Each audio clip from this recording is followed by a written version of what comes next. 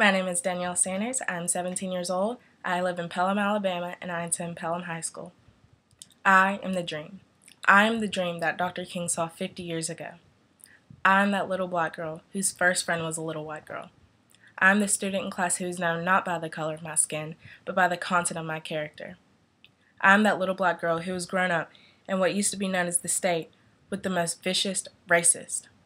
I'm that little black girl from Alabama. Because of Dr. King's ideals of freedom and equality, I have grown up in a different time, a time where freedom is not only a word on a slip of paper, but a word with actual meaning.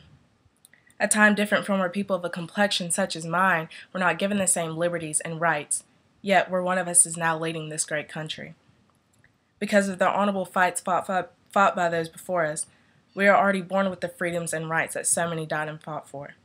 It must be us who continues to protect these rights through our own education, our own government, and our own acknowledgement of how far we have come and how far we have to go. The time is now. Education.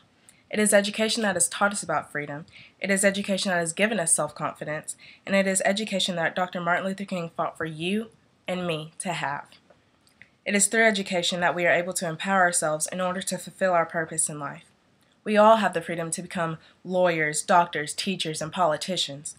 It is education that gives young people a larger view of themselves, and it is education that will push us out into the world so that we may have more leaders, speakers, and icons such as Dr. Martin Luther King and Gandhi, and those who provided so much knowledge before us.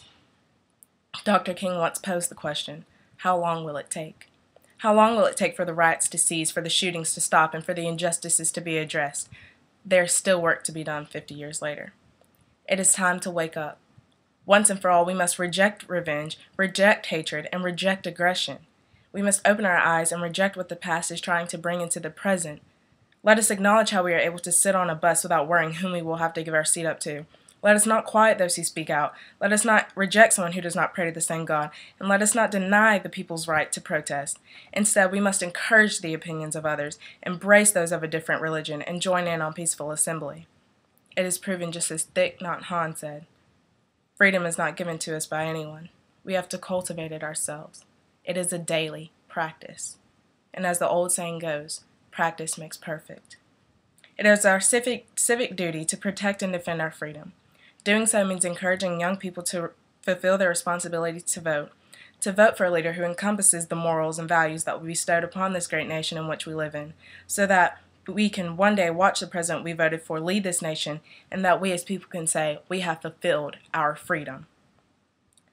So that maybe one day, after becoming registered voters, we are able to serve on a jury to determine cases like that of Trayvon Martin, to determine whether or not a civil right was violated. Because it is cases like this that makes people worry about their freedoms. Freedom where a young man cannot walk down the street with a hood on and with Skittles in his pocket without being questioned or accused. This is where we have got to do better. We must do what is necessary to protect and advance our freedoms for those to come after us.